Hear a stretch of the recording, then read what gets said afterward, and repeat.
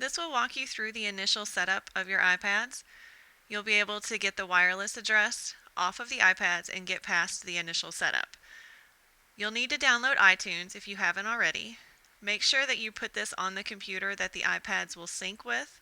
They do not like going back and forth to different computers, so make sure it's an accessible computer that you can use. When you download iTunes, you'll just have to go through the process. You can uncheck any of those boxes. It'll take about 2 minutes to install.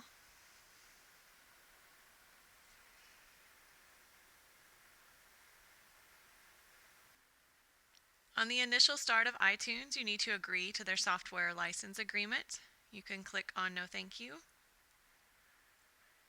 and then go to the iTunes store. Once you're there, you'll need to sign into your iTunes account. If it's a school, you can use your school iTunes account.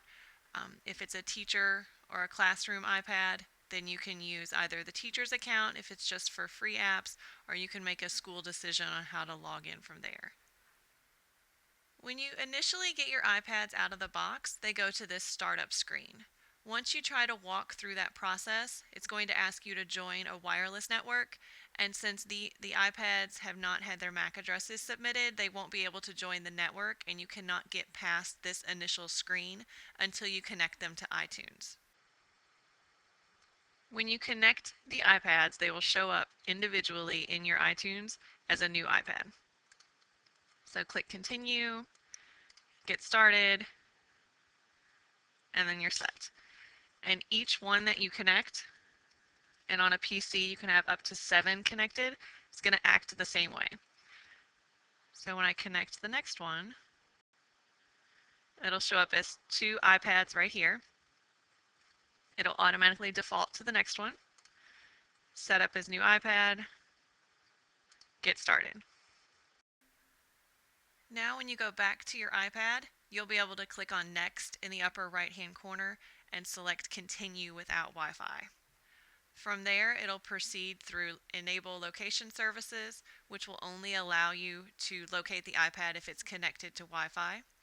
Set it up as a new iPad. Agree to the terms and conditions. Click on Agree. Don't add passcode unless you wanted to put a 4-digit code on all of your iPads.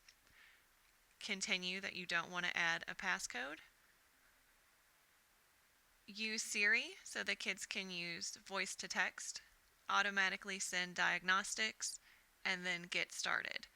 Now you're on your iPad's home screen, and to retrieve the MAC address, you're going to need to click on Settings, then General, and About. The Wi-Fi address will be located halfway down the page, and you can submit that in the form of a heat ticket, or you can call 3552, and you will need to type in each individual MAC address. So you can type those on a Word document or in a spreadsheet, anything that you can copy and paste.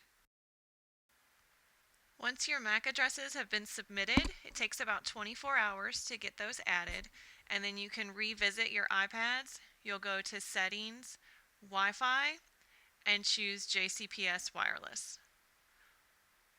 Once it shows a check that it's connected, you're ready to go.